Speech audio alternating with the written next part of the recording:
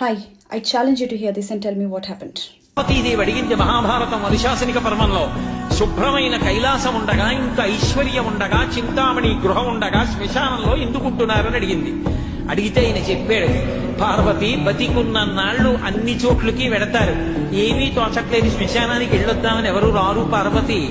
నేనంతవాణ్ణంటాడు, పొడుగ్గా ఉన్నానంటాడు, తెల్లగా ఉన్నానంటాడు, పండితుణ్ణంటాడు, పద్యాలు నాకు నోటికొచ్చంటాడు, ఉపన్యాసం చెప్పగలనంటాడు, నాకు పాటలు వచ్చంటాడు, నేను నాట్యం చేస్తానంటాడు, నేను అధికారినంటాడు, నా దగ్గర డబ్బు ఉందంటాడు, నేను పాట పాడగలనంటాడు. ఇన్ని ఉన్నాయనుకున్న వాడిలోంచి ఊపిరి బయటికి వెళ్ళిపోయిన తరువాత వాడిని తీసుకెళ్లి 4 కొత్త కర్రల మీద పడుకోబెట్టి చాప చుట్టి తాడు కట్టి పైన నూలుబట్ట కప్పి తీసుకొచ్చి అన్నీ తీసేసి కర్రల మీద పడుకోబెట్టి కాల్చేస్తుంటే జీవుడు లేచి నిలబడి పుర్రె పగిలిపోయిన తరువాత కన్న కొడుకు కూడా స్నానం చేసి వెళ్ళిపోతుంటే చీకటి పడిపోయాక, అయ్య బాబోయ్ చుట్టూ ఉగ్రభూతాలు, నా వాళ్ళన్న వాళ్ళు లేరు, వీళ్ళని నమ్ముకున్నాను, ఒక్కడు లేడని ఏడుస్తుంటే నేనున్నాను రా అని చెప్పడానికి నేను కూడా లేకపోతే చచ్చిన వాడు 1000 మాటలు చచ్చిపోతారని అక్కడ ఉన్నారు పార్వతి, నా కర్మకాలక్కడలేనది.